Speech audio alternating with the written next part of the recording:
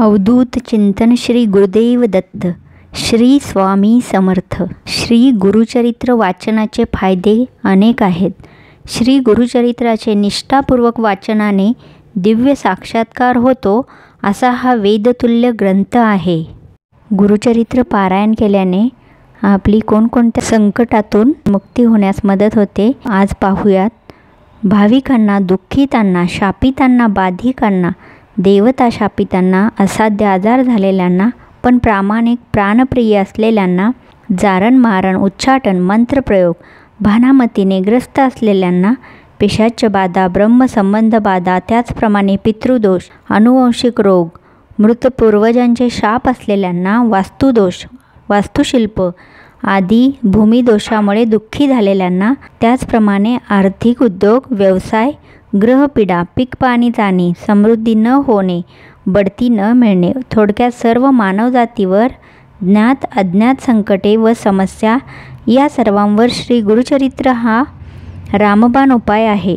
मागील व्हिडिओमध्ये आपण गुरुचरित्र पारायण कसे करावे याची सविस्तर माहिती घेतलेली आहे। आज आपण महत्त्वाचे म्हणजे काय खावे, काय खाऊ नये, काय नियम पाळायचे आहेत, कशावर झोपायचे आहे हे सर्व पाहूया। महत्त्वाचे 9 मुद्दे पुढील प्रमाणे। पहिला म्हणजे एक दिवस अगोदर 4 श्वान म्हणजे 4 कुत्र्यांना व एका गाईला नैवेद्य म्हणून पोळी द्यावयाची आहे। दुसरा मुद्दा म्हणजे 7 दिवस ब्रह्मचर्य पालन करायचे आहे। तिसरा मुद्दा म्हणजे जमिनीवर, चटईवर किंवा सतरंजीवर पारायण करणाऱ्या सेवेकऱ्यांनी झोपायचे आहे। चौथा मुद्दा म्हणजे 7 दिवस कोणाचेही घरचे शिजवलेले अन्न खाऊ नये।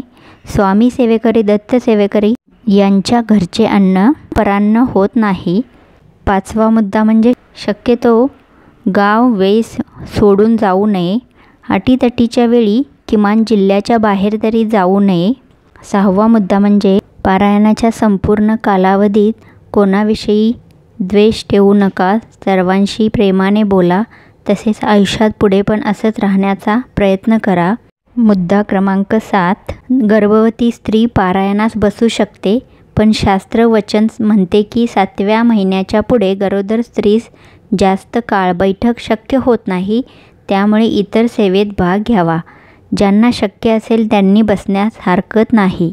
8वा नियम म्हणजे कांदा, लसूण वगैरे जास्त प्रमाणात खाऊ नये। विज्ञान सांगते की शरीराची उष्णता वाढल्यास आपणास त्रास होऊ शकतो।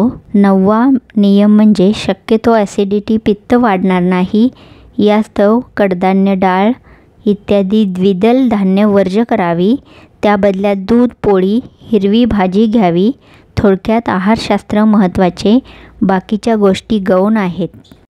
तर आजच्या व्हिडिओमध्ये आपण आज हे महत्त्वाचे 9 नियम पाहिलेले आहेत। काय खावे, काय खाऊ नये, कसे राहावे, कसे वागावे याबद्दल थोडी माहिती घेतलेली आहे। आपणास व्हिडिओ आवडला तर व्हिडिओला लाईक करा, चॅनेलला सबस्क्राईब करा। व्हिडिओ ऐकल्याबद्दल धन्यवाद। श्री स्वामी समर्थ।